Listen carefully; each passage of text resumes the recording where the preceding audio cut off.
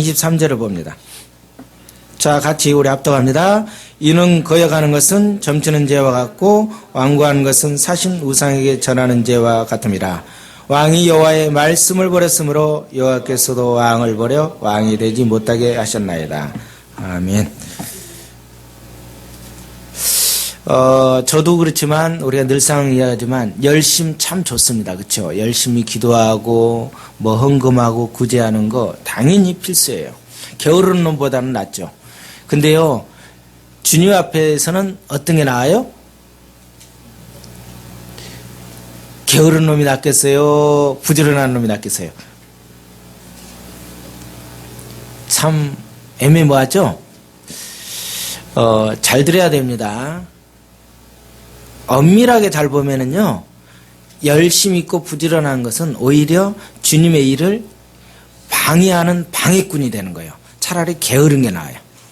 이거는 말 잘 들어야 돼요. 그쵸? 내가 안 하면은 다른 사람이라도 할 수 있어요. 일을. 그런데 내가 열심히 일을 하는 바람에 다른 사람까지 못하게 하는 경우가 많아요. 그러니까 지혜를 방해하는 경우가 되는 거예요. 이게 굉장히 심각하죠. 우리는 열심을 좋아한다고 생각해요. 그런데 열심 때문에 문제도 많이 일어난다고 그랬죠. 교회에서 가장 문제를 많이 일으키는 사람 누구죠? 조용히 일 안 하는 사람이 아니라 누가 하더라? 일 많이 하던 사람.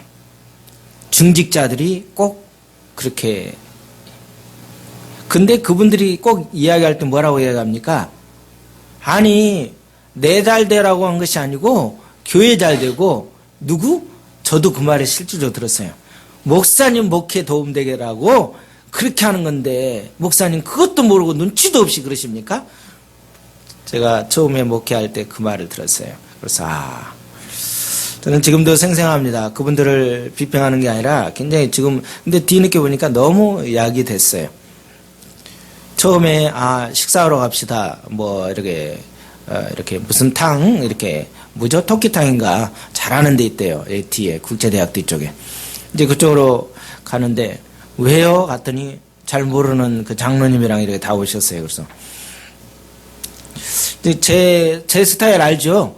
좋은 말 잘 안 하잖아요. 처음부터. 장로님이세요? 그랬더니 그렇대. 장로의 사명이 뭐죠? 그랬더니 조용히 뭐 장로는 본교에서 어떻게 해야 됩니까? 죽어야 되는 게 사명이죠? 그러니까 처음부터 이상해지는 거예요. 밥상 앞에서. 그때 저한테 제안이 올 때 뭐냐면 이 장로님이 돈이 되게 많고 재력가고 우리 평택시에서도 굉장히 대단한 사람이다.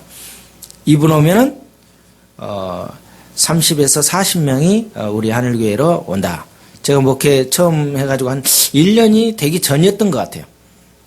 여러분 어때요? 너무 좋은 제안이죠. 재력가고 뭐한테 한 40여 명이 따라와. 우리 교회가 갑자기 힘이 되는 교회가 돼요. 그 다음에 제가 또 교회를 설립하기 전에 우리 교회 여기 교회지만 이 옆에 공간이 바로 그 본 교회. 이쪽 교회 본 메인의 여기를 저한테 얻으라는 거예요. 그때 당시 돈이 얼마에다가 자기네들이 책임지겠다. 이쪽 안으로 들어오면 그때 당시 그때도 한 40여 명이 저하고 함께 하겠다. 그때 제가 또 좋은 말을 했죠. 목회는 그렇게 하는 게 아닙니다. 집문서 가지고 오고 당신네들이 하는 게 아닙니다. 그럼 뭐라고 하는지 알아요? 건강도 안 좋은 것이 뭣도 안 좋은 것이 더럽게 잘난 체하고 뭘 그렇게 밥 사주면 밥이나 쳐 드실 것이지 뭔 지잘났다고 이 말 저 말 다 하세요. 나한테 그런 말을 했어요. 그때도 저는 눈 하나 깜짝을 안 했어요. 뒤돌아보니까 잘했다 못했다를 떠나서 수많은 사람들이 열심을 많이 내요. 그래 열심히 해가지고 교회를 세워보자. 뜻맞는 사람끼리. 그래서 다윗 왕 기억나시죠? 다윗이 아둘람 굴에 이렇게 도망가고 힘들 때 그때 몇 명들이 이렇게 거린들이 모였죠? 혹시 기억납니까? 엄청난 인원이죠? 수백 명이 그렇게 모였어요. 다 힘든 사람들이. 그때 다윗이 어떻게 해요? 그들을 잘 거두었어요. 그 사람들이 어떻게 됐어요? 나중에 훗날에 다윗이 일할 때 굉장한 힘이 됐어요. 근데 그것도 잘 생각해야 돼요. 그러니까 하나님께서 붙여준 사람으로 통해서 어떻게 일을 하느냐가 중요하지, 내가 어떻게 어떤 방법을 해가지고 이 사람 저 사람 하면 어떻게 되죠? 결국에 다 흐트러 버려요. 그러니까 우리가 내 열심, 내 머리로 뭔가 하면은 우리가 교회 일이 잘 될 것 같잖아요. 근데 하나님의 일은 절대 안 되는 거를 제가 그거를 철저하게 느껴요. 또 제 주변에 지금 옆에 있는 목사님 또 이렇게 말씀 들으면서도 1차, 2차, 3차 해가지고 그 제자 교육 시키고 셀 리더로 이렇게 수많은 걸 많이 시켰는데도 어떻게 해요? 그 사람이 정말 다른 사람 몰라도 그 사람은 안 그럴 줄 알았는데, 근데 그 말씀을 하시더라고요. 이번에 어떤 선교사님이 오셔가지고 그때 설교하실 때 그랬대요. 저 사람은, 저 조동기란 사람은 정말 장난 안 하고 순수하고 진짜 일 잘할 사람입니다. 그러니까 그 선교사님이 한 말씀이 그런 말 했대요. 삐씩 웃으면서, 그래요? 그 사람이 가장 무섭습니다. 그 말 했대요.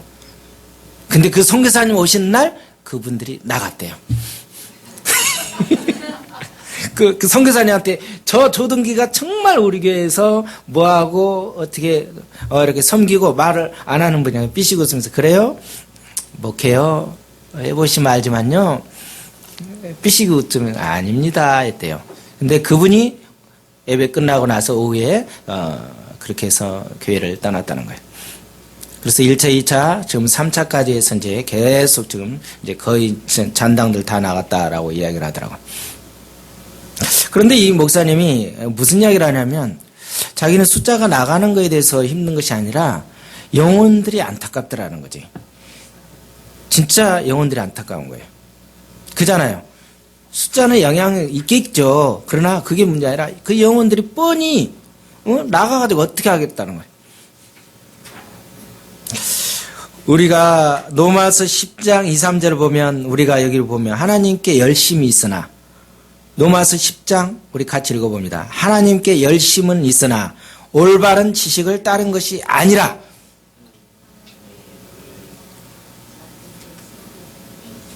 저는 이게 엄청난 거죠. 하나님께 열심은 있어요. 근데 올바른 지식을 따른 것이 없으면, 지식이 없으면, 하나님에 대한 지식, 그러니까 이 성경 지식이 아니에요. 제자 공부, 무슨 셀리더, 벨 훈련은 해봐야 필요 없어요. 그러니까 장로, 전도사, 목사가 의미가 없어요. 그러니까 하나님께 대한 열심, 하나님이 원하는 것인지 싫어하는 것인지를 제대로 알아야 되는데, 잘 모르니까 뭐라고 하냐면, 제가 하나님 앞에 응답받았다는 거예요. 그러면서 어떻게 해요? 집에서 예배 드리는 거예요. 여러분, 갑자기 어느 날 응답받아서 원준 형제님이, 나 목회해야 되겠습니다. 집에서 예배 드려야 되겠습니다. 그러면 원준 형제님, 그런 성령님께서 응답을 주셨어요. 그러면 어떻게 하실 거예요, 저한테? 올 일도 없어요? 저한테 상담 오실 거예요? 지금 순수하니까 상담하는 거예요. 그때 당시는 왜 안 하느냐? 받으면 왜 안 하겠어요? 자기가 봐도 기가 막히거든.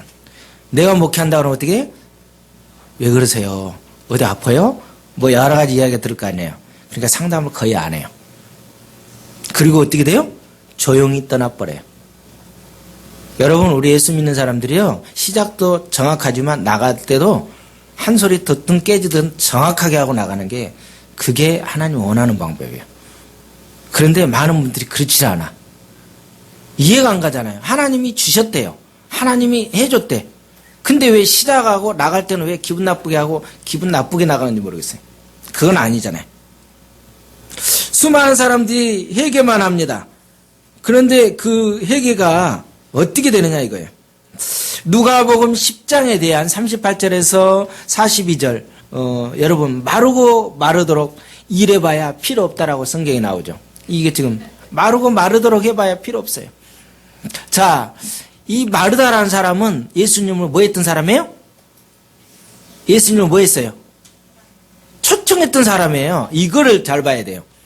마리아는 안 초청했어요. 마리아는 그냥 놀고 먹었어요. 잘 들어야 돼. 성경을 잘 보세요. 마르다, 마르고 마르도록 이 마르다가 여러분 쉽게 헷갈리잖아. 그러니까 마르고 마르도록 마르다라 이렇게 해봐야 이 마르다가 예수님을 초청했어요. 교회 어디로? 자기 집으로 초청해서 뭘 만들어요? 예수님의 지금 여러분이 이 조동기를 초청해서 집으로 와서 예배 좀 드려주세요. 그런데 어떻게 해요? 이 마르고 마르도록 하면서 손이 마르도록 열심히 음식을 만들고 있는데 동생 마리아는 뭐 하고 있어요? 예수님 옆에 가가지고 이렇게 하면서 예수님 너무 좋아요 이렇게 하고 있어요. 마르다가 뚜껑 열려요 안 열려요?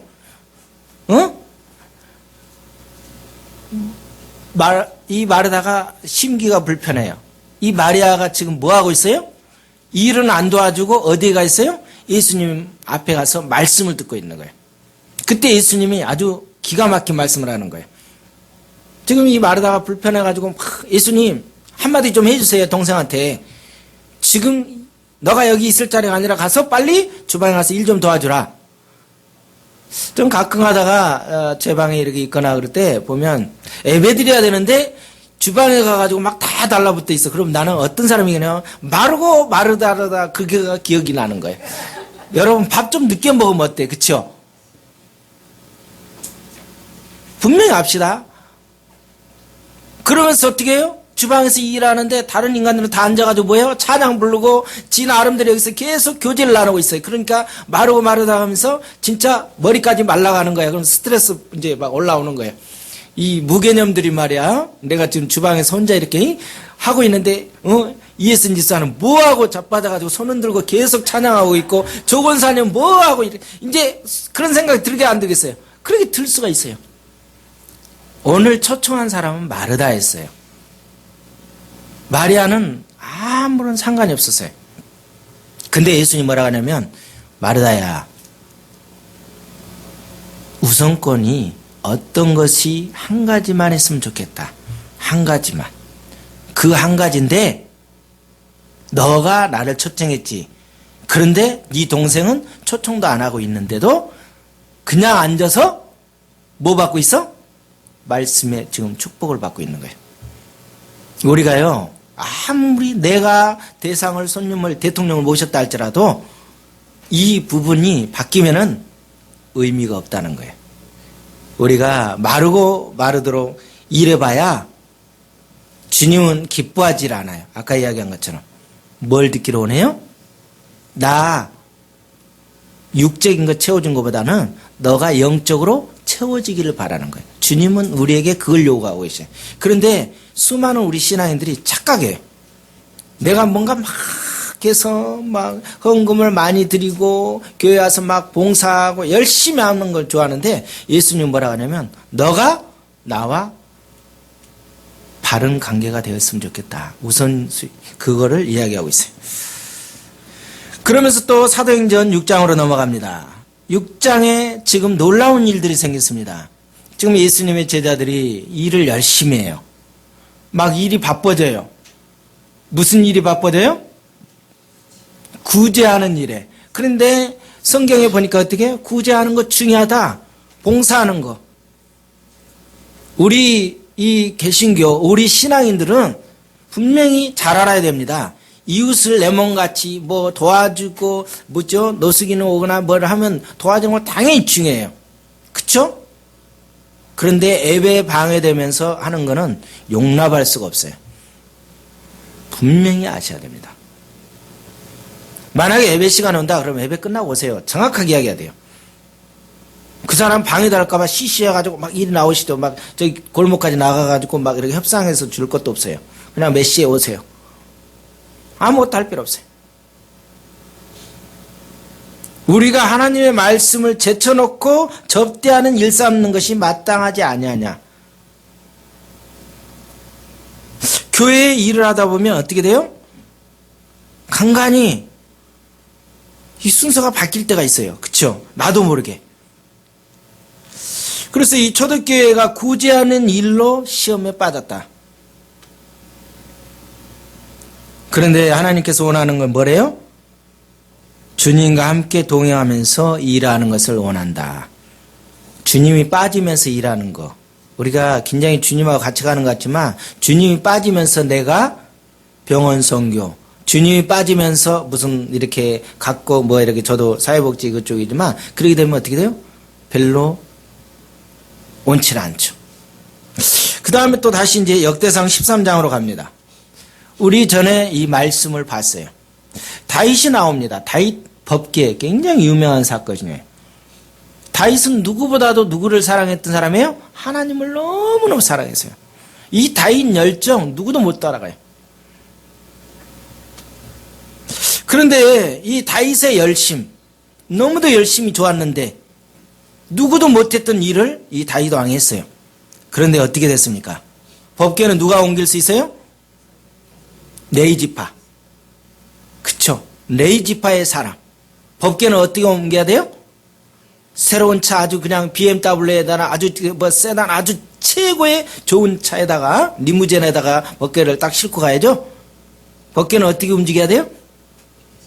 어깨에다 매야 된다. 어깨에다. 어깨에다 매야 돼요. 반드시 어깨. 근데 어디다 실었어요? 수레에다가 실었어요. 내가 아무리 기발한 생각이에요. 첨단적인 생각이에요.